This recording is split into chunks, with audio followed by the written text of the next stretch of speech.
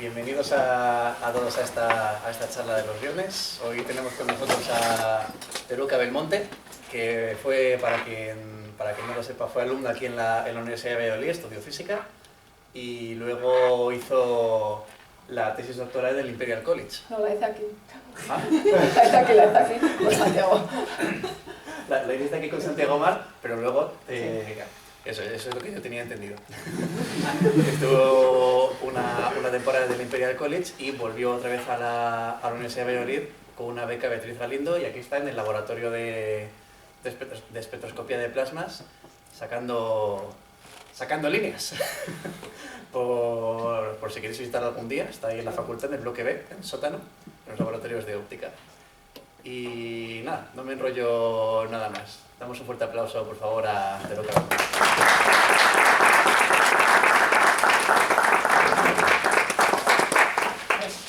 Pues muchas gracias por la introducción y al GUA Sigma por la invitación.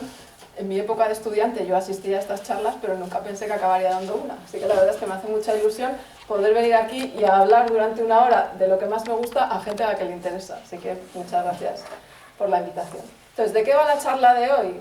De algo relacionado con la astronomía, que para eso es el GUA Sigma, y lo que voy a intentar hoy es convenceros de que la espectroscopía, lo que estamos haciendo ahí en el departamento de óptica, también está relacionado con la astronomía. Yo creo que esto ayuda a que los estudiantes, a todos nos gusta mucho la astronomía, pero los de óptica es ahí, bueno, hacen otras cosas, no, hacemos cosas que están relacionadas con la astronomía. Entonces, un poco la línea que voy a seguir en la charla, fijaos que va a ser una línea también histórica. Vamos a empezar con el poder de mezclar distintas ideas, entonces vamos a empezar en torno al siglo XVII y desde el siglo XVII vamos a ir andando hasta acabar en nuestros días. ¿Vale? Entonces, el final ¿y esto para qué sirve? Pues ya estaríamos en el siglo XXI. Yo creo que a veces sí que ayuda saber un poco de dónde vienen las cosas, de dónde vienen las ideas y cómo han ido evolucionando históricamente, para que a nosotros que de repente nos llegan en el siglo XXI pues tengamos un poco la sensación de por dónde se han desarrollado. Vale. Pues voy a empezar, siempre empiezo con esta imagen que me encanta. Entonces fijaos, el ser humano desde hace cientos de años ha tenido esta tendencia a mirar al cielo, y a mirar al cielo, esta imagen a mí me gusta porque nos llega información. Yo me imagino a alguien hace 400 años sentado por la noche mirando al cielo y lo que debería sentir viendo una bola blanca grande allá arriba y un montón de puntitos que no sabía muy bien qué significaban. Entonces siempre hemos mirado fuera y fijaos que en esta imagen lo que saca es la cabeza y la mano, ¿vale? Lo que saca más allá de la esfera de estrellas. Y fijaos, yo pensaba la cabeza y la mano. Claro, con la mano poca información podemos obtener del universo que nos rodea hasta ahora. Pero la cabeza, ¿para qué sacamos la cabeza? ¿Qué tenemos en la cabeza? Los ojos. La mayor parte de la información que nos va a llegar del universo que nos rodea nos llega a través de la luz que recibimos de estrellas y de otros cuerpos. Con lo cual aquí vemos que la relación con la óptica va a ser importante. Claro, no nos llega solo información en el rango visible, que es lo que ven nuestros ojos, nos va a llegar información en todo el espectro electromagnético, ¿vale? Con lo cual podemos hacer astronomía en las ondas de radio, en las microondas, pero para centrarnos un poco en esta charla, de lo que vamos a hablar es un poco de la radiación que está en el rango entre el infrarrojo, visible y hasta el ultravioleta, ¿vale? El visible más o menos y un poco expandido a ambos lados. Antes de seguir adelante quería compartir, yo creo que vosotros apreciaréis esta reflexión. Esta es de un libro que me gusta mucho, que es El arco iris de Feynman. Si no lo habéis leído os lo recomiendo. Y ahí el autor, que pasó una época en el Caltech, donde estaba Feynman, bueno, ahí le pregunta a Feynman, ¿sabes quién fue la primera persona que explicó de manera apropiada el arco iris? Bueno, ahí he marcado en amarillo lo que dice Feynman. Y dice, fue Descartes. ¿Y cuál piensas tú que fue la principal característica del arco iris que inspiró el análisis matemático de Descartes? Y ahí el autor del libro empieza a darle una explicación, pues la geometría de no sé cuál. Y Feynman le dice, ¿y? Algo más, tiene que haber algo más. Estás pasando por alto un aspecto clave del fenómeno. A lo cual el autor no sabe ya qué responder, y Feynman le dice, yo diría que lo que inspiró fue el pensamiento de que el arco iris era bello. Entonces yo creo, cuando tratamos de cosas de astronomía, de óptica, siempre tenemos la ventaja de que estamos estudiando fenómenos que son muy bonitos. Entonces ahí tenemos siempre nuestros espectros, nuestros colorines, el cielo estrellado, fijaos. Si vemos esta imagen, pensaríamos que es astronomía, veremos al final de esta charla que también es espectroscopía. En este lado, arco iris, auroras boreales, eso en el fondo es espectroscopía. Vale, pues vamos a empezar, en este poder de mezclar distintas ideas, vamos a empezar con la astronomía. Nos colocamos en el siglo XVII con Galileo. Galileo, sabemos, la primera persona que va a usar el telescopio para observar astros. ¿Y qué estudios hace Galileo con este telescopio? Pues fijaos, mira a la luna, hace dibujos de la luna, estudia la posición relativa de las lunas, cómo se van moviendo las lunas de Júpiter con respecto a Júpiter. Fijaos que a mí me encanta esta foto, que sería el cuaderno de laboratorio de Galileo. Tanta guerra que damos siempre en los laboratorios con el cuaderno de laboratorio, pues hay muchos cuadernos de laboratorio que merece la pena verlos. Entonces, fijaos, hasta este momento, ¿qué estudios hace Galileo? Puede estudiar la morfología de cuerpos, tipo la Luna, podemos analizar los cráteres, o podemos estudiar posiciones de astros de las lunas de Júpiter. ¿Vale? Vamos a meter otra disciplina más, vamos a meter la óptica. Y aquí necesitamos a un personaje que todos conocéis, que es Newton. Fijaos que aquí estamos ya siglo XVII, pero avanzando. Y a principios del siglo XVIII, Newton publica su libro Optics. Este libro está en la biblioteca aquí y también está online, gratuito. Y fijaos, tratado de las reflexiones, refracciones, inflexiones y colores de la luz. Bueno, pues si hojeamos el libro de Newton de óptica, nos encontramos dibujos como este de aquí abajo, que es un prisma. Newton hace muchos estudios con prismas y analiza cosas como esta. Madre mía, qué mal estoy. Hace la... Madre mía. Vale, no soy yo entonces. Voy a marear toda la charla. Entonces, hace pasar la luz a través de un prisma. ¿Y qué luz? Fijaos que aquí la importancia de cuál es la fuente de luz más sencilla que tenemos a nuestro alcance. El sol. Ya por eso los primeros estudios que se van a hacer siempre es con la luz del sol. Eso es lo que llamamos luz blanca. Hace pasar la luz blanca a través de un prisma, que es un trozo de vidrio cortado con una geometría determinada. ¿Y qué se encuentra Newton?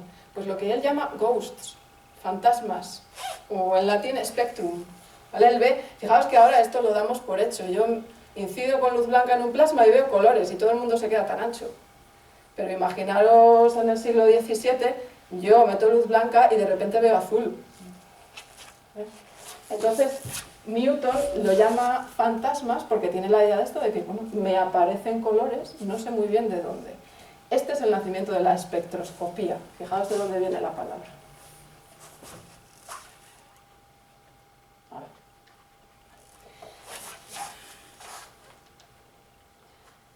Ahora nos viene otro personaje muy importante también, que es Fraunhofer. También nos suena de óptica. Aquí estamos ya a comienzos del siglo XIX. Fraunhofer estudió la difracción, por ejemplo, pero también inventó este aparato que llamamos el espectroscopio. Entonces, fijaros, un espectroscopio lo que hace es coger esos prismas que Newton había estudiado y los pone en una configuración determinada. Fijaos que aquí tenemos ya varios prismas. ¿Y qué hace con esto? Pues fijaos, aquí vemos cómo lo utilizan. Aquí tenéis el espectroscopio, incidimos con luz, que puede ser una vela o una lámpara. Tenemos aquí un conjunto de prismas que va a separar la luz en sus distintos colores o longitudes de onda, y luego tenemos el ojo del observador. Con lo cual es un instrumento ya un poco más evolucionado, no es el prisma palo seco de Newton. Fraunhofer diseña este instrumento, ¿y qué hace con este instrumento? ¿A qué va a mirar? ¿Qué fuente de luz analizará? El sol. Y ve esto. Fijaos que Newton, cuando hace pasar la luz del sol a través del prisma, lo que ve es como el arco iris, todos los colores. Pero Fraunhofer, con un instrumento que ya es mejor y más evolucionado, ve este arco iris pero superimpuestas hay unas líneas negras. Entonces, lo primero, ¿por qué tiene esta forma de línea? Eso viene de que el espectroscopio tiene una rendija de entrada con esa forma. Entonces, esas líneas son imágenes de la rendija de entrada que nos aparecen en distintas longitudes de onda. Ni Fraunhofer ni nadie saben muy bien de dónde vienen estas líneas negras, pero Fraunhofer lo que hace es las analiza, cuidadosamente analiza su longitud de onda y les da nombres. Fijaos que vemos ahí A, B, C. A las más gruesas les da nombres con letra mayúscula y luego hay otras menos intensas, menos negras, más finitas, que les da una letra minúscula. Y ahí se queda Fraunhofer. ¿Vale? Hace una observación muy detallada, pero aún no entendemos qué significa esto. Necesitamos meter otra disciplina distinta para que veáis que la ciencia es... todo está interconectado, no son estancos separados. Y necesitamos química. Aquí nos vienen estos dos señores,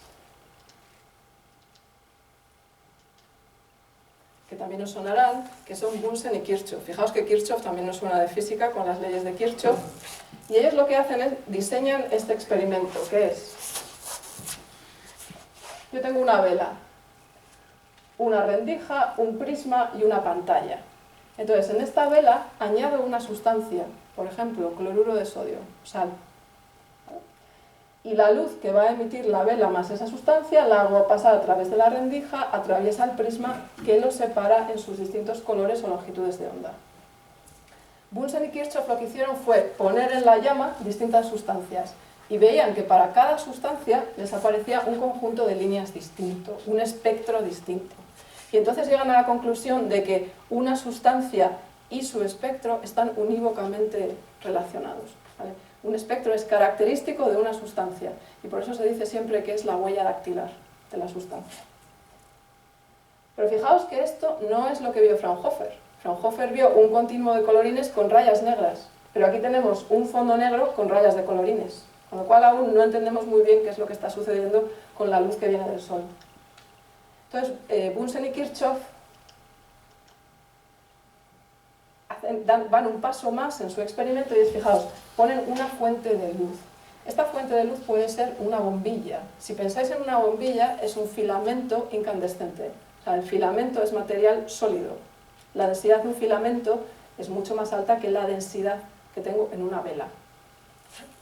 Entonces, cuando la luz de esta lámpara, que si la descompongo en sus colorines, va a ser como el arco iris, va a tener todos, atraviesa la vela, y luego lo mismo, mando la luz al prisma y a la pantalla, aquí lo que me encuentro es lo que veía Fraunhofer. Veo el continuo de color con rayas negras. Características de esto, que la posición de la raya de color y la de la raya negra coinciden para la misma sustancia. Si yo no cambio la sustancia, esas líneas aparecen en las mismas posiciones. Con lo cual, ¿qué determinan Bunsen y Kirchhoff? Que podemos usar esto de alguna manera para explicar qué sucede cuando observamos la luz de una estrella, por ejemplo la del Sol. ¿Qué es lo que sucede? Pues esto, fijaos. Si tengo materia de alta densidad y caliente, esto sería un filamento incandescente, la luz que emite es un continuo. Si tengo un gas caliente, el gas la característica que tiene es que la densidad es mucho menor, pero está caliente, esto emite líneas de colores. Ahora, si yo hago que la luz, el continuo de luz, atraviese luego un gas que en comparación está más frío que esta fuente de luz, entonces lo que veo es superimpuesto el continuo con unas líneas que dejan de ser de emisión y pasan a ser de absorción. El material que está aquí, en vez de emitir luz, absorbe la luz que le viene de esta fuente de luz. Entonces Bunsen y Kirchhoff hacen este experimento y dicen, perfecto, ahora ya podemos explicar lo que está sucediendo con el Sol, con lo que vio Fraunhofer, que es esto. Si pensamos en lo que es el Sol tiene un core de una alta densidad de material muy caliente y ese core va a emitir como un continuo de radiación. Pero la radiación que sale de este centro de la estrella tiene que atravesar estas capas exteriores de la estrella, que son mucho menos densas, están mucho más frías, y es lo que llamaríamos la atmósfera estelar, la atmósfera de la estrella. La composición del interior de la estrella y la composición de la atmósfera de la estrella son distintas, ¿vale? Entonces, la luz, este continuo de luz que atraviesa, lo que se va a encontrar es que parte de los átomos de esta atmósfera, de este gas o plasma más frío, absorben parte de la radiación. Entonces, las líneas negras lo que nos están dando es información sobre los elementos que están en la atmósfera de la estrella, no en el centro de la estrella. Un espectro de hoy en día, pues fijaos, este es un espectro de una enana blanca. Lo que nosotros vemos como líneas negras, en un espectro de los que usamos hoy en día los científicos, fijaos que en el eje de las X tenemos longitudes de onda y en el eje de las X es cantidad de luz. Entonces tenemos un continuo, disminuye un poco, sería en realidad un cuerpo negro, y sobre ese continuo lo que sería una línea negra es menos cantidad de luz. Entonces son líneas de absorción que van hacia abajo. Entonces un astrónomo lo que ve es esto: cuando coge la luz de una estrella y la hace pasar a través de un prisma o un espectrómetro, lo que va a observar es el espectro de la estrella. Le da información de la composición de la atmósfera. Fijaos que aquí hemos dado un salto enorme. Madre mía. Hemos pasado de la astronomía, que es posicionar astros en el cielo y calcular distancias, por ejemplo, a la astrofísica, porque ya no solo podemos saber dónde están las estrellas, a qué velocidad se mueven, bueno, a qué velocidad también igual necesitamos un poco de espectroscopía, pero hemos pasado a saber de qué están hechas las estrellas, qué elementos tenemos en ellas y en qué cantidades, ¿vale? Es un salto conceptual enorme. Vamos a seguir un poco en esta evolución temporal. Seguimos en el siglo XIX. Fijaos, siglo XIX hay 56 elementos conocidos. 1869 Mendeleev los ordena en su tabla periódica, que realmente fue un visionario, porque cuando él los ordena en la tabla periódica no había tanta información de la estructura atómica de los elementos. Luego se vio que estaban perfectamente colocados. En esta tabla periódica reducida del siglo XIX, ¿no os llama la atención que falte algún elemento en concreto? Creo que lo he oído, pero no sé. El helio. Gases nobles. Faltan muchos, faltan gases nobles, pero fijaos, algunos de los que lo consideramos los más normales no están. El helio, que ahora lo tenemos en los globos de cumpleaños, ¿vale? O sea, no, pero fijaos, no existía a finales del siglo XIX, es como una revolución. Entonces, el helio nos va a dar mucho juego para ver la relación entre la astronomía y la espectroscopía. Fijaos lo que vio Fraunhofer. Fraunhofer, en su dibujito de observación del Sol, ve una línea que la llama la línea D. La línea D se vio que proviene del sodio. Aquí a todos los que hayáis o estéis haciendo física o hayáis pasado por un laboratorio de óptica habréis usado la famosa lámpara de sodio. Y la lámpara de sodio tiene el famoso doblete del sodio.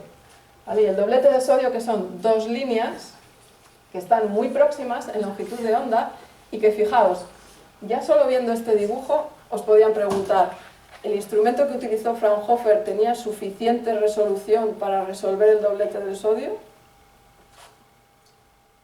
No. ¿Vale? Entonces, si no tenemos suficiente resolución, a mí me gusta esta imagen. No sabemos muy bien lo que hay dentro de una línea. Puede ser una línea o puede ser 1.000.000 de líneas. ¿Vale? Entonces, lo que nosotros vemos como uno pueden ser dos, que es lo que sucedía en este caso. Entonces, nos quedamos con la cosa de que ya lo que él veía como la línea D eran dos, pero él no lo sabía.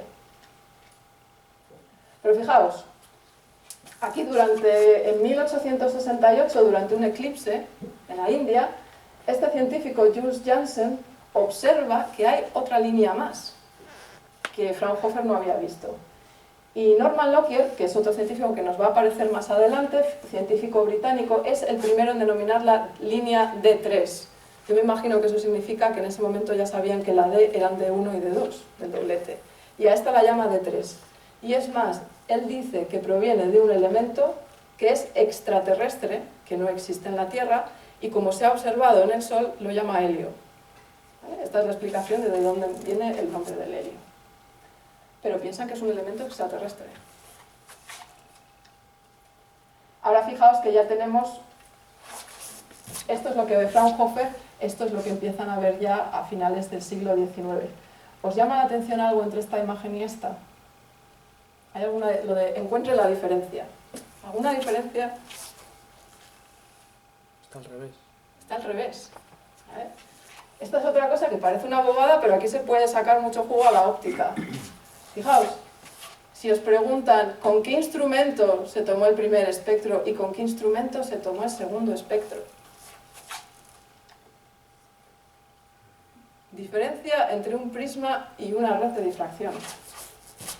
Diferencia entre estas dos imágenes. Este es el prisma de Newton. ¿Qué hace el prisma? Desvía la luz, cada color un ángulo distinto, solo desvía hacia un lado, lo tenemos hacia dos, y al que menos desvía es al rojo.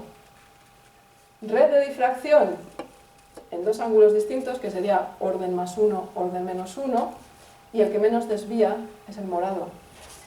Con lo cual, si volvemos a esta imagen, pues ya sabemos que Fraunhofer usó prisma, que ya que inventó el espectroscopio con prismas, pues está bien que lo usara, mientras que ya estas otras imágenes, que son las que vemos normalmente, se suelen hacer con red de difracción, que tiene poderes de resolución mucho más altos, y por lo tanto somos capaces de ver que una línea no es una línea, son tres.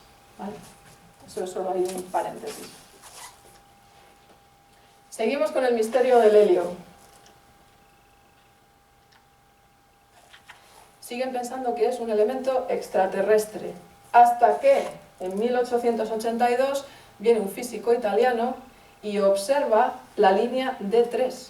¿Y dónde la observa? En la erupción, durante una erupción en el monte Vesubio. Fijaos, aquí vemos el uso de la espectroscopía. Si él ve la línea D3 cuando mira la luz que está siendo emitida durante una erupción, él sabe a ciencia cierta que ahí hay helio. Y esta es la grandeza de la espectroscopía, esta relación unívoca entre el espectro y el elemento. Esa es la primera vez que se observa helio en la Tierra, con lo cual el helio deja de ser un elemento extraterrestre y ya se convierte en un elemento más común.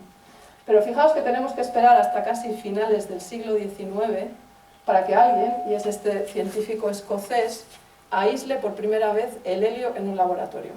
¿Vale? Aísla el helio, pues fijaos, tratando un mineral radiactivo que es la cleveita, y consigue obtener ya el espectro del helio. Ya con este espectro del helio y el espectro de sodio se puede explicar perfectamente lo que observaban durante el eclipse en la India. Principios del siglo XX, hasta que se encuentra helio de manera natural, ¿vale? En vez de aislado en un laboratorio. Así que fijaos que algo como el helio, que parece tan vulgaris, pues tardó bastante en aparecer. En este momento el espectro solar, el espectro de la radiación del Sol, es algo de este tipo. Fijaos que esto es la zona visible, ¿vale? Tendrá más hacia el ultravioleta y más hacia el infrarrojo. Esto es como si fuera una tira muy larga que la han cortado y han puesto un pedacito debajo de otro, porque si no, no les cabría. Así es como hay que entender esta imagen. Tenemos, ¿os imagináis cuántas líneas negras hay ahí? Hay que contarlas. Muchas, ¿vale? Muchas. Entonces, ¿qué tenemos que hacer con este espectro? ¿Qué haría un astrónomo? Este es el trabajo de los astrónomos. Tenemos que saber con qué elemento se corresponde cada una de estas líneas negras. Y para hacer eso, ¿qué necesitamos? Un libro, una base de datos en la que nosotros nos digan: el hidrógeno tiene este espectro, el helio este espectro, el litio este espectro, y entonces el astrónomo va comparando. A ver, una línea en 585,25, va al libro y le dicen níquel, vale, pues esa es níquel. Siguiente, ¿vale? Entonces nosotros lo que hacemos en el laboratorio es crear ese libro, crear esa base de datos. Sin la base de datos el astrónomo no puede hacer nada. Ahí veis el papel de la espectroscopía y la astronomía. Podemos gastar millones en construir telescopios para recoger la luz, pero si no tenemos el libro, pues no extraemos ninguna información de esa luz.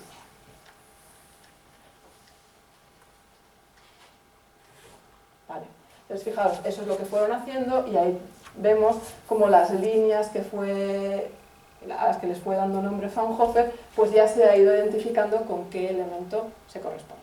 ¿Vale? El espectro del Sol es el que está mejor estudiado de todos, y de hecho la composición de otras estrellas se compara siempre con la composición del Sol. Es la que se usa como referencia.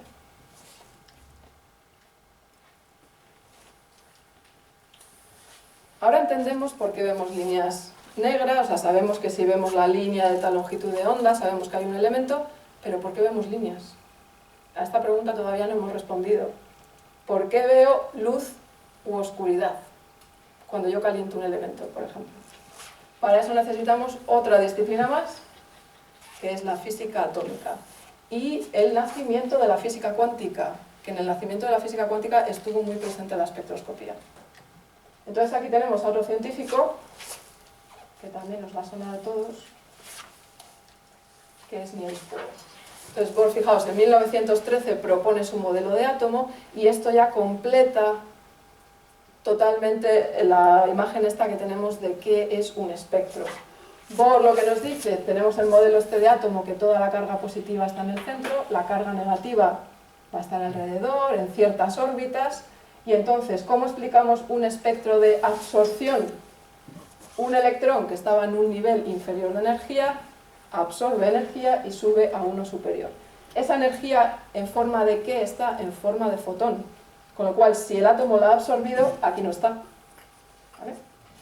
Mientras que un espectro de emisión, lo contrario, cuando el electrón sube aquí, ¿se va a quedar ahí para siempre? No. ¿Vale? Va a decaer de manera natural, después de un tiempo dado, decaerá por emisión espontánea. La diferencia de energía entre los dos niveles se va a emitir en forma de fotón, y ese fotón es el que yo veo cuando veo un espectro de emisión. Entonces, ahora ya sabemos exactamente por qué vemos líneas, luz, oscuridad, y podemos usarlo en astronomía. Y podemos explicar cosas tan bonitas como las auroras boreales. Vale. Nuestra mezcla de ideas de unos cuantos siglos ya ha pasado, y entonces ahora vamos a ver realmente cuál es la conexión entre espectroscopía, o cómo pasamos de espectroscopía a astrofísica. Ahora ya no queremos astronomía, queremos astrofísica. Y vamos a volver a este científico,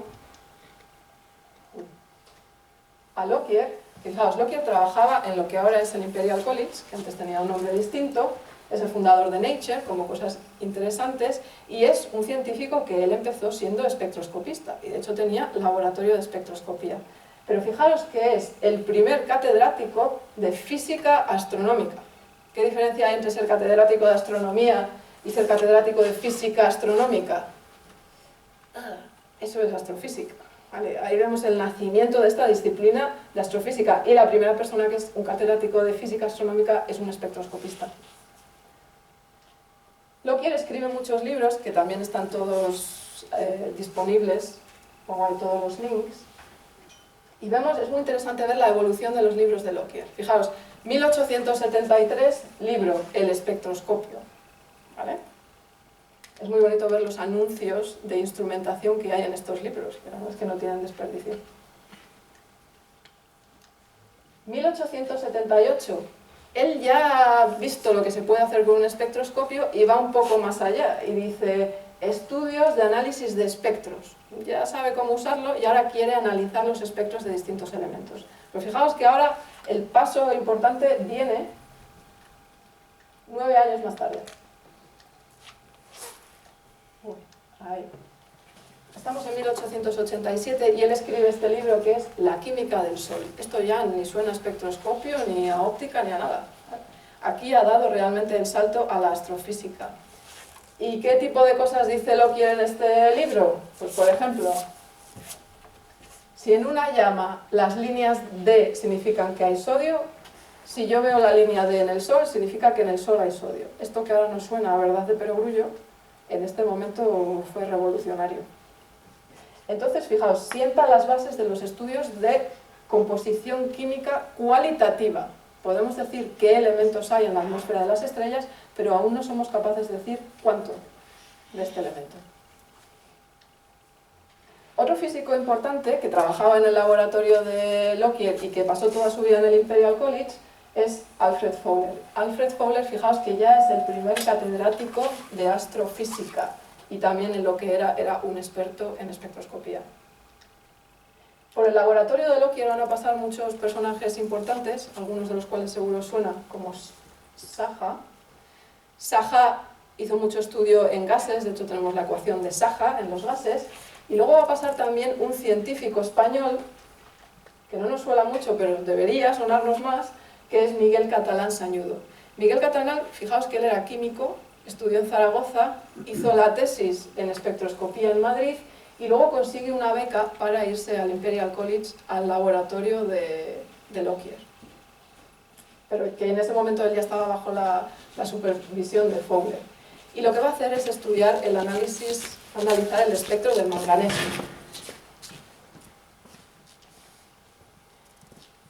Esto es muy interesante a los que os guste también la física atómica y la física cuántica, porque Miguel Catalán, los espectros que él midió, les sirvió a Sommerfeld y a Bohr para establecer sus modelos de átomo. Y de hecho Sommerfeld y Catalán tuvieron mucha comunicación e invitaciones de uno a otro para acudir a sus centros de investigación.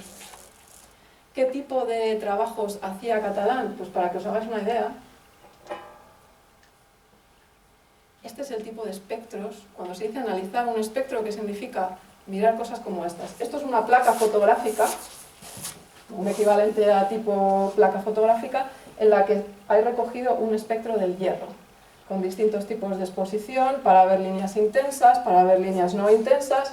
Este en concreto lo medimos en el 2019 y está hecho a la antigua usanza de luego revelar la placa fotográfica, porque hay espectrómetros que solo te permiten usar este tipo de placas.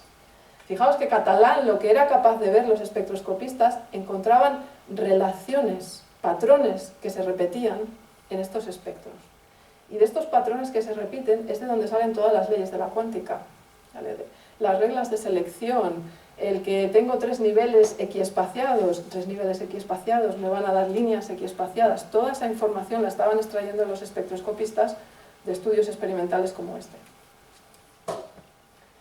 Catalán creó una escuela que se llamaba la Escuela de Madrid y que tuvo muchísima importancia en el campo de la espectroscopía, pero que con los años ha ido desapareciendo. ¿Vale? Pero la importancia histórica en el desarrollo de la cuántica y también en el desarrollo de la astrofísica que tuvo el grupo de Catalán fue muy grande. Entonces, yo espero que tengamos un resurgir de la espectroscopía aquí en esta universidad, por ejemplo, y podamos seguir, os animo, voy a hacer la publicidad, y podamos seguir haciendo estudios de este tipo porque hay mucha necesidad. ¿Vale? No es una ciencia muerta ni muchísimo menos. Vamos a dar un salto, saltamos el charco y nos vamos a Estados Unidos, donde hay otro científico que va a ser muy importante, y es Henry Norris Russell. Russell, fijaos, publica un artículo en 1929, o sea, han pasado casi 40 años desde el último artículo que publica Lockyer sobre la composición del Sol, y también se llama Sobre la composición de la atmósfera del Sol. Leer estos artículos la verdad es que es una maravilla, porque como están al principio, ves, tú lo entiendes, si lo leéis vosotros lo entendéis, y puedes ver cómo se va construyendo el campo de, en este caso, de la astrofísica. ¿Vale? Y fijaos lo que dice aquí Russell. Tiene la esperanza de que a partir del análisis cualitativo de espectros podamos llegar a un análisis cuantitativo. Esta es la base de los estudios de abundancia química de estrellas. Ya no solo queremos saber que en el Sol hay helio, hierro, porque claro, digo, vale, hay hierro, pero ¿cuánto? Porque si solo miro al Sol, igual me da igual cuánto. Pero si tengo distintos tipos de estrellas y quiero clasificarlas según su composición química y quiero saber la abundancia, cuánto hierro tiene esta, cuánto hierro tiene esta otra. Porque igual todas las estrellas que tengan la misma composición química, por ejemplo, se formaron en la misma región del universo. ¿Vale? Entonces esto tiene muchas implicaciones, esto se lo das a los astrónomos y ellos empiezan a sacar conclusiones que acaban con la edad del universo, básicamente. Con la edad del universo basado en los datos atómicos, con lo cual si el dato atómico tiene una incertidumbre del 50%, la edad del universo tiene una incertidumbre del 50%. Y esto yo he ido a congresos, el dato atómico sé de dónde viene, y bueno, ¿vale? Pero nunca ponen barra de error, lo cual es peligroso. Con lo cual, el que quiera trabajar algo de gran impacto en el campo de la astronomía, pues determinar la edad del universo con precisión puede estar en manos de la espectroscopía. Vale, fijaos que este es un salto enorme, ¿vale? Hemos pasado del qué elemento tenemos al cuánto.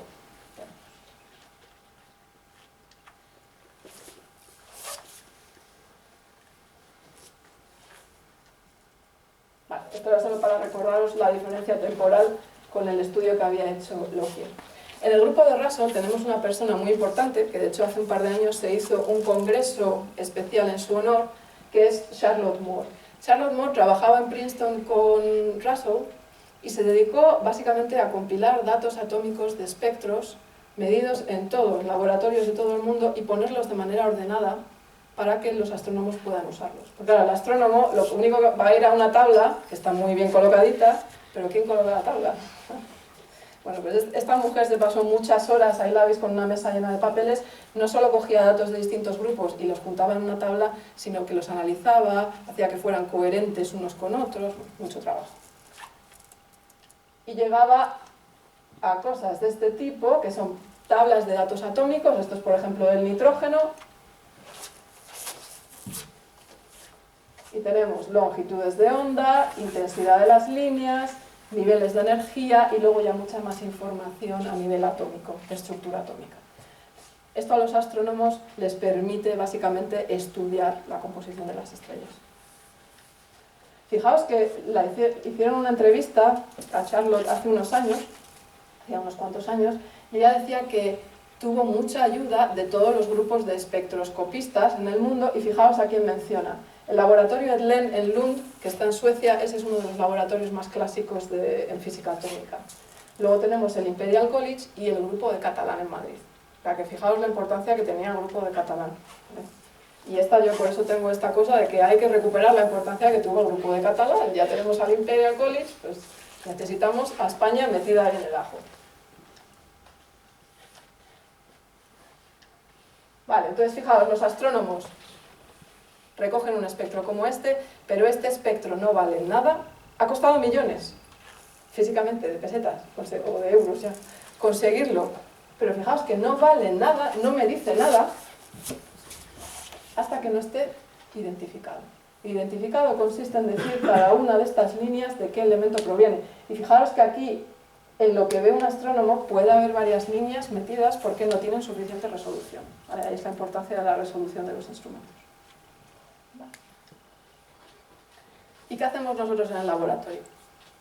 Pues lo que hacemos nosotros en el laboratorio es lo que se llama astrofísica de laboratorio. Entonces, se puede ser astrónomo trabajando en la Tierra, midiendo en la Tierra, ¿y qué es lo que hacemos? Pues intentar responder a la pregunta de qué están hechas las estrellas, pero con un laboratorio que está basado aquí en la Tierra.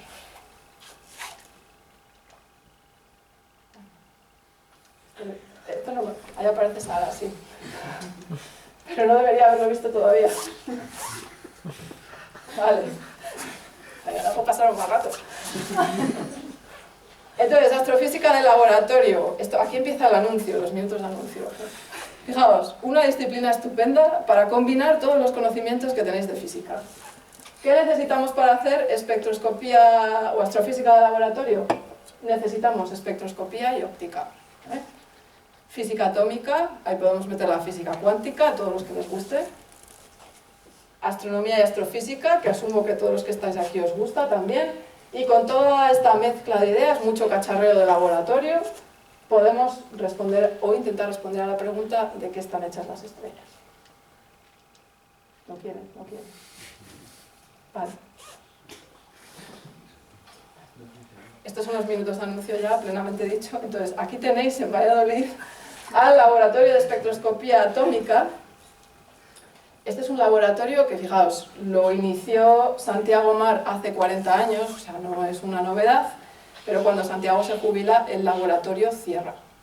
Yo hice la tesis con Santiago, me fui fuera y luego he vuelto para reabrir el laboratorio, y la cosa es reconducirlo un poco para que esté centrado básicamente en medida de datos atómicos que necesitan los astrónomos, con lo cual toda nuestra comunicación es con astrónomos para saber qué necesitan y nosotros poder medirlo. Entonces, en este momento somos un grupo pequeño, ahí está Sara, todos los alumnos son muy bienvenidos, entonces espero que el año que viene pueda hacer esto con muchas más copitas ahí. Entonces, bueno, que ahí estamos en el sótano, como decía Jorge, si queréis venir a visitarnos en el bloque B sótano, estamos encantados de que pasen. ¿Trabajamos solos? ¿Somos solo un grupo de 4 personas? No, eso fue uno de los objetivos al reabrir el laboratorio, que tuviéramos una gran proyección internacional. ¿Vale? Entonces la idea del laboratorio es trabajar en colaboración muy cercana con el grupo del Imperial College, con Suecia y con el NIST. De hecho, en el equipo de nuestro equipo de investigación, todas estas personas están metidas. ¿Qué hacemos en el laboratorio? Fijaos que la ventaja del laboratorio es que yo hago lo que quiero, en principio, o lo que me deja la lámpara. Pero, sí, luego veremos por qué. Lámpara. Fijaos que los astrónomos, yo siempre digo, los astrónomos tienen mucha suerte, porque la luz les viene dada, ¿no? Aquí nadie se preocupa, es que necesito luz. Para nosotros conseguir la luz, tela marinera. Entonces, ventaja de estar en el laboratorio, yo tengo que conseguir luz, pero puedo conseguir la luz de la manera que yo quiera, ¿vale? Entonces, consigo la luz con una lámpara, que ahora veremos un poco qué forma tiene, pero yo dentro de la lámpara pongo el elemento que yo quiera, y pongo el elemento que yo quiera con una pureza de 99.9999, con lo cual es el elemento que yo quiero. Y obtengo un espectro. ¿Qué hace luego el astrónomo? Yo creo que aquí se ha saltado una. Pues nosotros vamos metiendo distintos elementos y vamos generando datos para la base de datos. ¿Qué hace el astrónomo? El paso inverso. Fijaos que el astrónomo, la luz le viene dada, no se preocupa de ello, pero claro, aquí hay un batiburrillo de todos los elementos que él no tiene ni idea de qué es. Esa es la desventaja. Él coge el espectro, luego se va a la base de datos y empieza esta línea negra de tal elemento, esta línea negra de tal elemento. Con lo cual, en el fondo, un astrónomo es un espectroscopista y el espectroscopista es un astrónomo. Fijaos, líneas de color y líneas negras, esto soy yo o pasa más veces. Esa era la pila del monitor. Es así, vale. Líneas negras y línea de color, que no queda muy científico, se traduce en una gráfica que se llama espectro, longitud de onda, intensidad de luz. Fijaos, espectro de emisión, una línea que va hacia arriba. Espectro de absorción, una línea negra, pues menos luz, una línea que va hacia abajo. ¿Vale?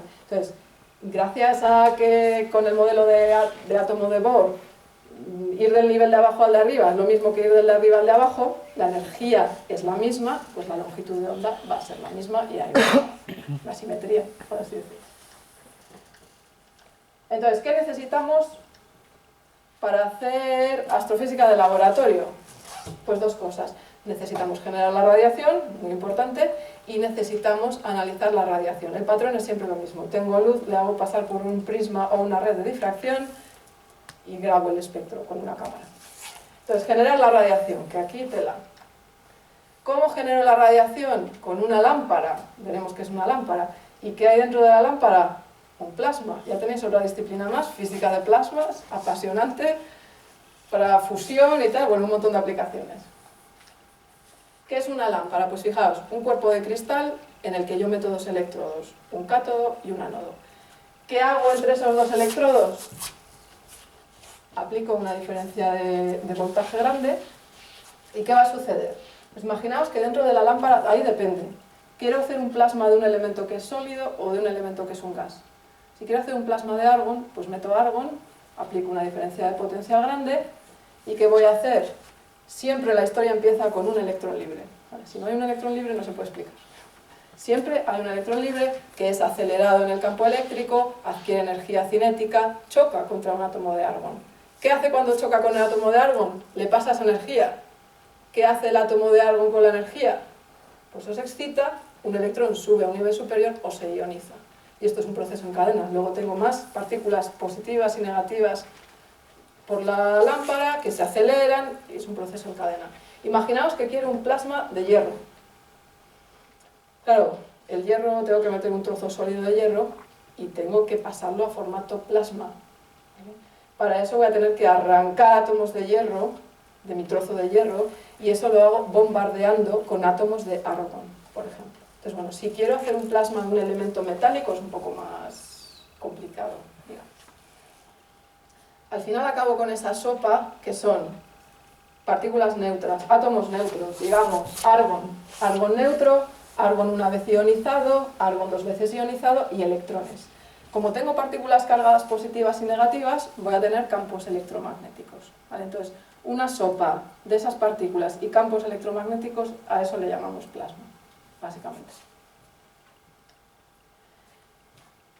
¿Qué tipos de lámparas tengo? Pues muy diversos. ¿Cuál uso? Pues la que tenga en el laboratorio.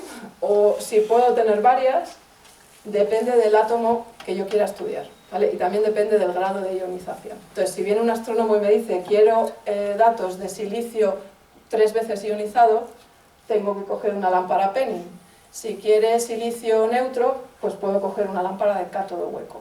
Nosotros en el laboratorio, el mundo de las lámparas y de las descargas es también muy interesante, ¿vale? También muy conectado con la industria, en la fabricación de lámparas. Nosotros en el laboratorio en estos momentos tenemos estas dos lámparas, una lámpara pulsada y una lámpara que llamamos de cátodo hueco. ¿Qué es una lámpara de cátodo hueco? Pues fijaos, esto que veis aquí es el cátodo y está hueco. O sea, es muy literal. No, es que cuando se ve es imposible que se te olvide que es una lámpara de cátodo hueco. Entonces, la gracia del cátodo hueco es que en vez de haber solo un ánodo y un cátodo, en esta lámpara hay un cátodo, que está hueco, y 2 ánodos, uno a cada lado. ¿Por qué? Por cuestión de simetría, ¿vale? Siempre la simetría es buena, por algún motivo. Y entonces, si hay simetría, los campos eléctricos uno se anula de un lado para otro y todo funciona mejor. Entonces, la lámpara de cátodo hueco es la forma más eficaz que tenemos de obtener luz a partir de metales, por ejemplo. Nosotros en estos momentos acabamos de meter hace poco neodimio. ¿Qué pinta tiene el neodimio? Que yo siempre me lo preguntaba. Cuando uno ve el precio, se imagina que será oro o algo así. Bueno, yo cuando lo sacamos del paquete, bueno, pues porque te dicen que es neodimio y es muy interesante, fijaros, no... Pero bueno, eso es un cátodo de neodimio. El neodimio tiene la particularidad de que en el aire se oxida muy rápido, con lo cual hay que ingeniárselas, meterlo en alguna sustancia para que no esté expuesto al aire. ¿Qué pasa cuando metes tu cátodo en la lámpara? Vale, este es el vídeo del encendido de la lámpara de la semana pasada, por primera vez en la vida.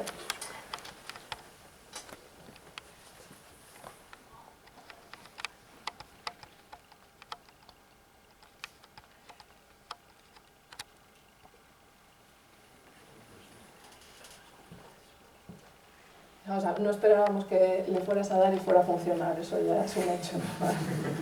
Eso está muy bien trabajar en el laboratorio, tus expectativas bajan muchísimo. Entonces, fijaos que una lámpara de estas al principio nunca funciona, con lo cual bien, no hay ningún problema, pero está intentando iniciar la descarga, ¿vale? Si veis lámparas de descarga de estas comerciales, claro, ya está diseñada para que descarga, sube mucho el voltaje, se produce la ruptura del dieléctrico, que es cosas que veis en electromagnetismo y cosas así, salta la chispa y se enciende la lámpara. Aquí la lámpara está intentando, pero no lo consigue. Entonces, bueno, la lámpara tiene su forma de ser, hay que respetarla, y hay cosas que le gustan y hay otras que no. Entonces, cuando está todo nuevo nunca le gusta. Cuando ya has trabajado con ella bastante tiempo, ahí empieza a funcionar mejor. Entonces, bueno, fijaos que ahí es una cuestión de cambiar condiciones de presión, cambiar condiciones de la corriente que le aplicamos hasta que consigamos la luz que queremos. ¿Cuánto tiempo lleva conseguir la luz que queremos? Pues depende. ¿Vale? ¿Cuánto tiempo va a llevar conseguir esta luz? Esperemos que estemos hablando de semanas y no de meses. ¿Vale? Normalmente cuando uno tiene experiencia ya sabe qué hay que hacer, pero luego sí que lleva un tiempo. Pero bueno, esto es para que veáis que conseguir luz tiene su ciencia, no es inmediato. Con lo cual, otra vez, la suerte que tienen los astrónomos, ¿no? Vale, fijaos, esta es una foto de la lámpara de cátodo hueco ya funcionando, conseguido que funcione. Ahí podéis ver el morado, ese morado es que lo que tenemos dentro principalmente es un plasma de argón. Cuando tenemos el plasma de neodimio, fijaos, cambia de color, ¿vale? Mucho más blanquecino. Con lo cual, cuando uno tiene un poco de experiencia de qué color tiene el espectro de distintas sustancias, pues puedes ya hacerte una idea de lo que hay dentro. Una vez que conseguimos la radiación, que es parte de nuestro problema, ¿qué tenemos que hacer con ella? Separarla en sus distintas longitudes de onda o sus distintos colores. ¿Cómo hacemos esto? Pues aquí estamos volviendo al espectrómetro, al espectroscopio de Fraunhofer, pero en una versión un poco más actualizada. Entonces, este es nuestro laboratorio, que estáis invitados a verlo en persona. Aquí tenemos toda la parte de... Aquí estaría la lámpara, hay mucha óptica por aquí.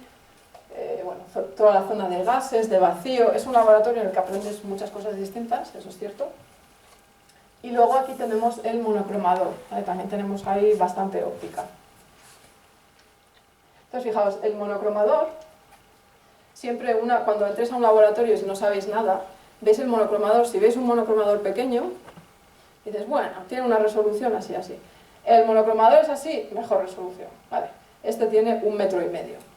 Fijaos que no es ahí ya podéis, si vais a un laboratorio con un espectroscopio muy largo, ya podéis decir, oh, menudo espectrómetro que tienes, ¿eh? Y aunque no sepáis nada, suele ser verdad. Esto es cómo sobrevive un laboratorio cuando no sabes nada. Bueno, pues ¿es el único instrumento que puedo utilizar para separar la radiación? No, tengo otros. Fijaos, este es el instrumento que tienen en el Imperial College.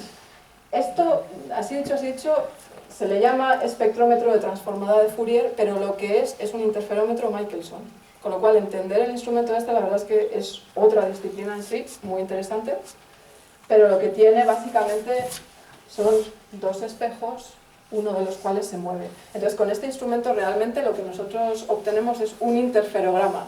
Luego hacemos la transformada de Fourier y milagrosamente nos da el espectro.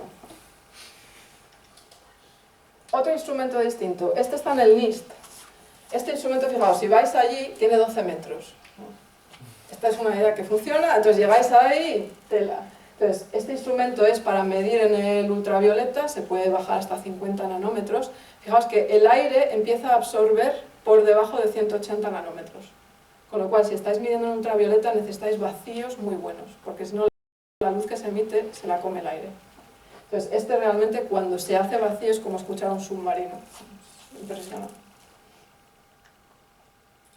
Desventaja que tiene ese instrumento, que la forma de medir espectros es con placas fotográficas que luego hay que revelar. Y bueno, la sensibilidad que tienen esas placas no es lo mismo que una cámara CMOS de hoy en día. ¿Qué obtenemos al final? Un espectro. Esto es una línea espectral. ¿Qué nos importa a nosotros de la línea espectral? Pues siempre lo mismo. El centro, a eso lo llamamos la longitud de onda de la línea espectral. La anchura a altura mitad, que esto nos da también mucha información de las características del plasma donde se ha generado, por ejemplo, y el área de la línea, ¿vale? El área bajo la curva. Con esa información nosotros somos capaces de sacar muchos parámetros atómicos y rellenar la base de datos de los astrónomos, que es lo que ellos necesitan. Vale. Y ya fijaos, hemos empezado en el siglo XVII, hemos siglo XX, y ahora la pregunta que todo el mundo te hace, ¿y esto para qué sirve? Podría haber puesto la pregunta al principio para convenceros desde el principio y que escuchaseis, pero bueno, yo creo que hemos llegado bien. Entonces, ¿esto para qué sirve? Fijaos que responder a esto para qué sirve es muy importante para que a uno le den dinero, ¿vale? Esto hay que convencer a alguien. Esto en Reino Unido lo tenían muy claro, te decían, ¿por qué crees que los ciudadanos británicos deberían pagarte por esto? Y tú, no, tengo que darte una razón de peso. Entonces, pensar para qué sirve esto tiene su importancia. ¿Y para qué sirve? Fijaos. ¿Para qué sirve esto? ¿Qué pregunta fundamental de la ciencia estamos intentando responder en este momento? Esta pregunta, que es ¿dónde se han generado los distintos elementos químicos? Nosotros estamos acostumbrados a usar la tabla periódica. Hay elementos químicos, sabemos que existen, los hemos analizado químicamente, tenemos su espectro, pero no sabemos dónde se generan. Podemos ver que aparecen en estrellas, pero ¿se están generando en esa estrella o aparecieron en otro momento? Entonces, si a ellos vais a la asignatura de nuclear, sí que tenéis razón para saber cómo se van generando los elementos hasta cierto punto. Y ahí tenéis el pico del hierro. Vale, a partir del hierro la cosa cambia y los mecanismos de generación de elementos cambian. Entonces, todos los elementos pesados, hay muchos que a día de hoy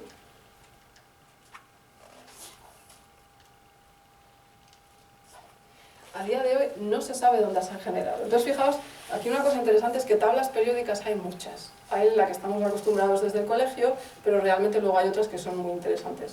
Esta es muy interesante. Esta es la tabla periódica del origen de los elementos del sistema solar. Nos quedamos aquí. Fijaos que aquí tenemos los elementos que se producen tras el Big Bang. Básicamente hidrógeno, helio y parte de algún otro.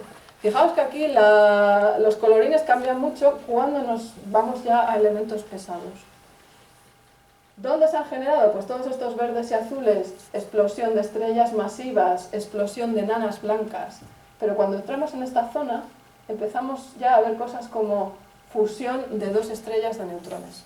Entonces, esa teoría de que se han generado la fusión de dos estrellas de neutrones es una teoría. ¿Vale? Hay gente en astrofísica haciendo estos cálculos, pero hay que demostrarlo experimentalmente. ¿Cómo demostramos que un elemento se genera en la fusión de una estrella de neutrones? En el laboratorio, olvidaos, no podemos generar una fusión de estrella de neutrones. De la misma manera que hacemos con todo en astronomía, cogemos luz, la separamos en las distintas longitudes de onda y intentamos ver qué elementos están presentes. Entonces, si yo digo que, por ejemplo, estos de aquí, fijaos, las tierras raras.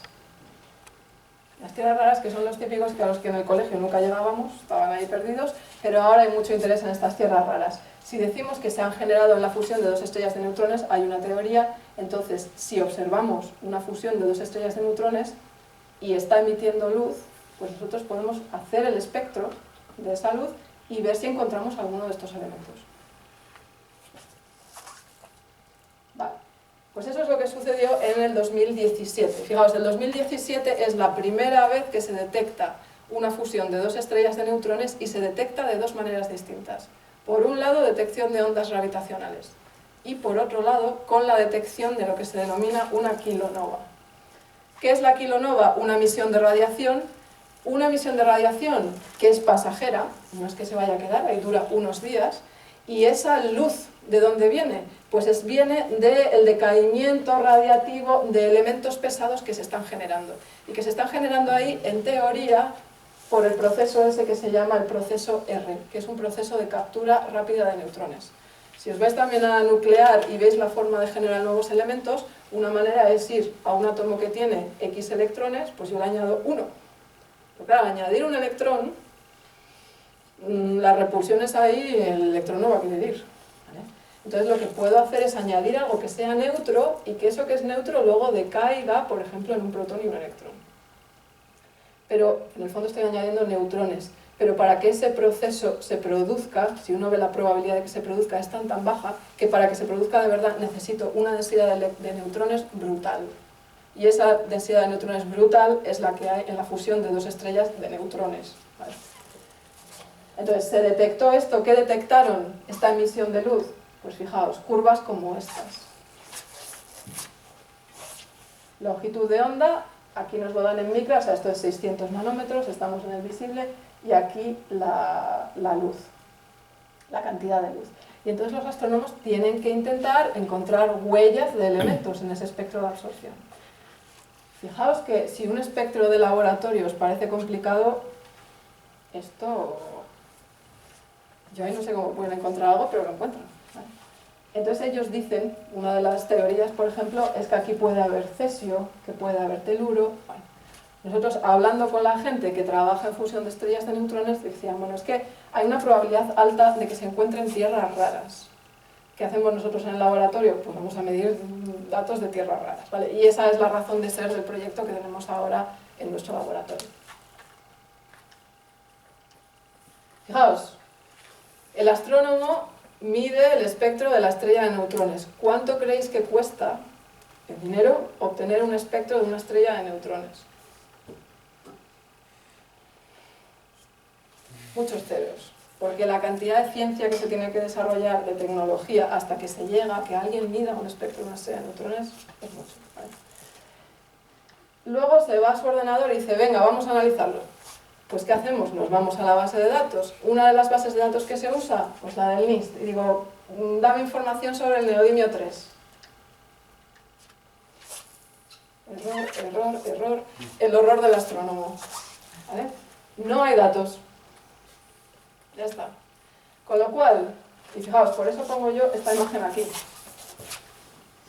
nos gastamos millones en obtener datos de telescopios, datos astronómicos, y luego cuando queremos analizarlos no hay datos. El dinero que podríamos invertir en medir los datos atómicos es órdenes de magnitud menor que el de conseguir el espectro de la estrella de neutrones. Entonces, bueno, este es un problema, que ha habido la tendencia esta que la espectroscopía no parecía ciencia puntera y se ha ido dejando morir, pero realmente ahora se dan cuenta de que, pues igual sí que necesitamos los datos. Entonces hay que intentar que resurja otra vez. Pues bueno, este es el proyecto que tenemos ahora en el laboratorio, medir datos atómicos del neodimio, en principio. Y lo estamos haciendo en colaboración con el Imperial, que ellos también están midiendo datos del neodimio. Esto solo como curiosidad. ¿Por qué se llaman las tierras raras tierras raras? Pues si todo el mundo piensa, yo otro día hablando con Santiago, dice, ¿será que hay poco? ¿Será que son raras? No sé, que no hay mucho. Fijaos que esta gráfica es abundancia de distintos elementos con respecto al silicio y en el eje de las X el número atómico. Vale, en azul tenéis las tierras raras, están todas por aquí. En rojo, metales industriales, o sea que esos raros no son, es metales de los que hay abundancia, pues el níquel, el cromo, el zinc. Fijaos que la abundancia es muy similar, ¿vale? Entonces las tierras raras no se llaman raras porque haya poco, realmente hay. Y son muy importantes también en aplicaciones industriales. Vale. ¿Cuánto tiempo lleva analizar todas las líneas posibles del neodimio? Fijaos, estas son todas las posibles, cada una de estas líneas grises que veis aquí es una posible transición entre dos niveles del hierro. Hay miles y miles. ¿El neodimio es un átomo más complejo? Pues más todavía. ¿Vale?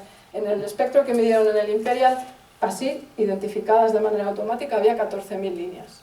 Y eso era solo parte del espectro. O sea, son elementos muy complejos porque su estructura atómica es muy compleja y como resultado dan espectros con muchísimas líneas. Vale. Y bueno, siempre me gusta terminar con la tabla. Esta es la tabla periódica que a mí me gusta, que ahí la tenéis a la entrada de la Facultad de Ciencias. Esta es la que nos gusta a los espectroscopistas. Una cosa interesante es pensar que este no es el espectro de cada elemento, ¿eh? Es solo la parte del visible. Porque la otra no hay manera de ponerlo. Pero bueno, esto solo como reflexión. Y ya la última reflexión es que estamos aquí, necesitamos muchísimos datos atómicos, no sabemos nada de las tierras raras.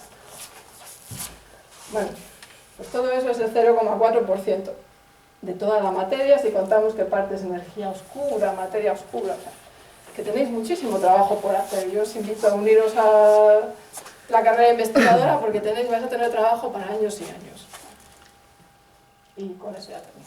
Nada, muchas gracias.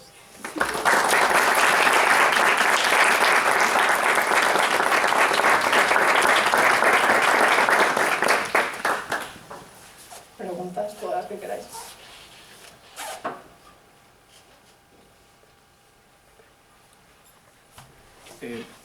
Has dicho al principio de la charla que se puede que va en las dos direcciones, ¿no? El espectro de emisión de una sustancia es el mismo que en la absorción. ¿Ganas algo de trabajar con el espectro de emisión de algo en vez de usarlo con una absorción frente a un cuerpo, frente a eso, una reacción del cuerpo negro caso lo que toque? Vale, esa es buena pregunta.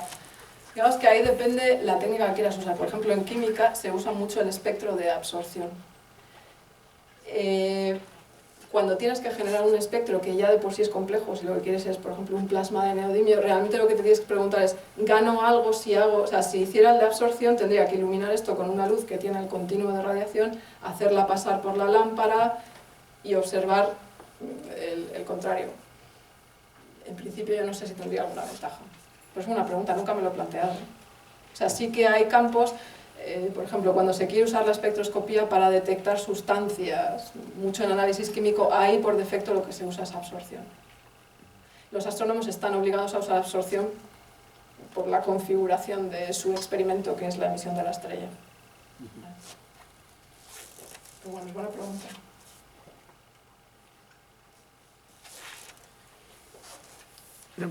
Si el espectro que vosotros medís en el laboratorio es, por así decirlo, muy puro, o sea, muy controlado, y el espectro que recibe el astrónomo, por así decirlo, tiene muchísimo ruido, la diferencia que hay entre esos dos? O sea, por mucho que vosotros lo hagáis, por así decirlo, muy puro, a lo mejor a ellos no les llega a servir del todo. O ahora mismo hay técnicas ya para quitar suficiente ruido como para, por así decirlo, comparar vuestros espectros. Yo, la forma en la que ellos quitan ruido, por así decirlo, no lo tengo muy claro. Sí que es cierto que la identificación de líneas que ellos hacen a veces, para alguien que trabaja en el laboratorio lo ves y dices, hayan tenido mucha fe. Claro, a eso me refiero. O sea, cuando has puesto antes el espectro, o sea, Sí. había un tal y decían, ah, pues cesio. Bueno, no, es que esa no es mucha fe, es muchísima. O sea, ese del cesio...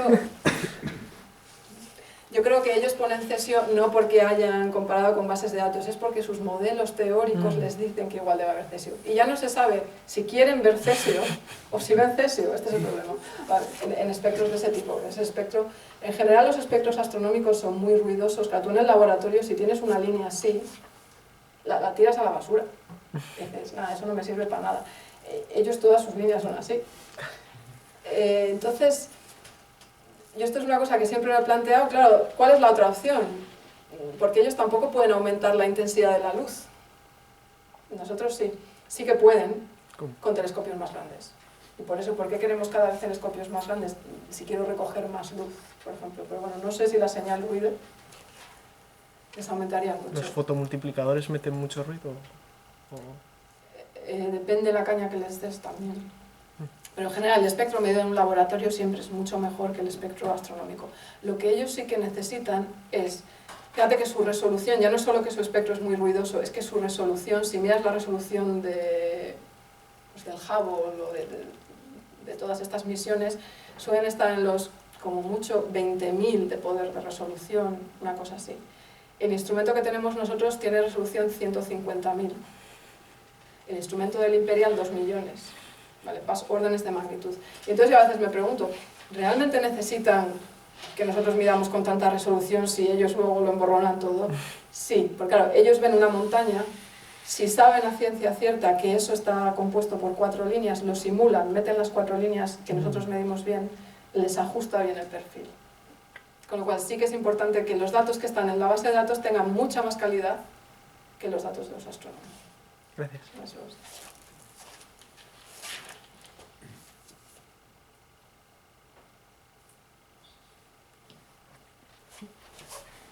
También, hemos hablado también mucho del tema de la resolución de los dispositivos de medida y demás, pero también habrá un ancho de pico inherente a la propia emisión. ¿Eso qué lo regula o qué lo lleva? Esa es muy buena pregunta. Fíjate, ahí lo que estás viendo es cuál es la anchura intrínseca de la línea. Y hay muchos mecanismos de ensanchamiento de la línea, pero por ejemplo hay una anchura que viene de la temperatura a la que esté el plasma. Por ejemplo, uno de los principales mecanismos de ensanchamiento de la línea es ensanchamiento Doppler. Porque yo tengo mi lámpara y el fotón que me viene, uno es de un átomo que se mueve hacia mí y otro de un átomo que se mueve en dirección contraria. Con lo cual eso me da un perfil ensanchado por Doppler. ¿De qué depende eso? De la temperatura que tenga dentro de la lámpara. La lámpara va enfriada, por ejemplo, refrigerada por agua, puramente para que no se derrita, porque las temperaturas que tienes ahí no la hemos medido, pero las estimaciones pueden ser 3.000, 4.000 grados en el centro del cátodo.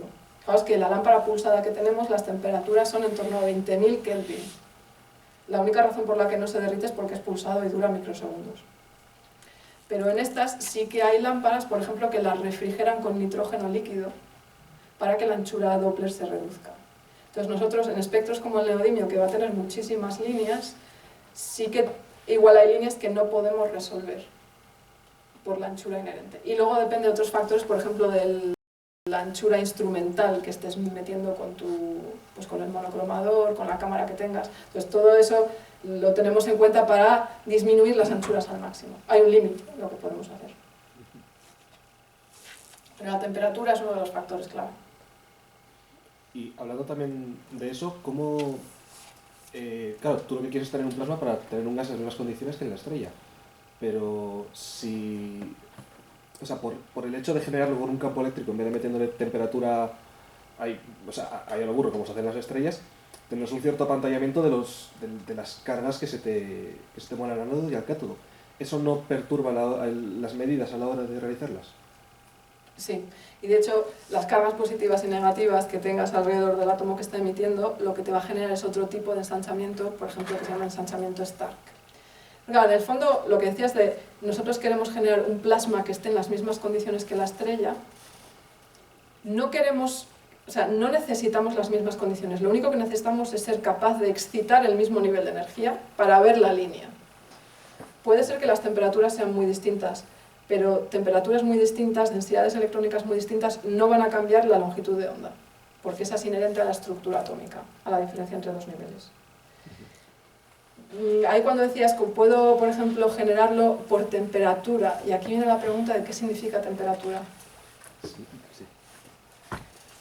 Porque en el fondo yo en mi lámpara, si digo que tengo 5000 Kelvin, ¿eso qué significa? Hay una temperatura que es debida al movimiento cinético, y eso sí que está relacionado con cuán caliente en la idea tradicional, ¿vale? Pero no necesitamos que esté en las mismas condiciones que la estrella. Lo único que necesitamos es ser capaces de ver la transición que se ve en la estrella. Igual la puedo ver en condiciones, por ejemplo, de temperatura mucho menor. Igual sí o igual no.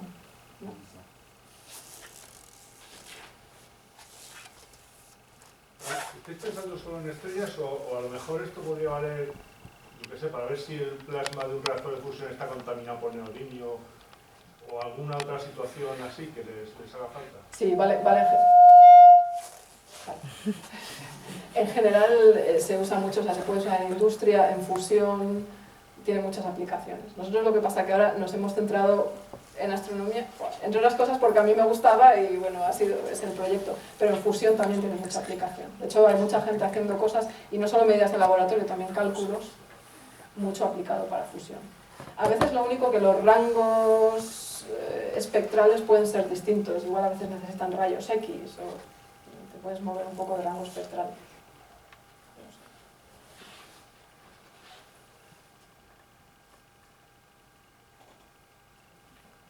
Si os surgen preguntas más adelante, podéis pasar a vernos al laboratorio, donde os las responderemos encantados.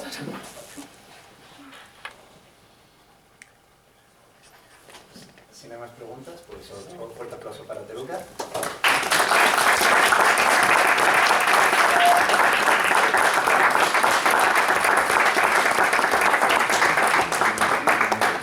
Y os recuerdo que el viernes 10 de mayo tenemos la charla de Fernando Muñoz Dops, que nos hablará sobre el misterioso cuante. Y antes de esa fecha, incluso, el sábado 4 es la Feria de Ciencia Sostenible, donde vamos a estar haciendo una observación solar junto a un montonazo de puestos de ciencia sostenible, un poco muy divulgativo. Siempre es un evento muy chulo, asisten muchas personas, es aquí mismo en el campus y os animamos a todos a venir. El 4 de mayo por la mañana, sábado.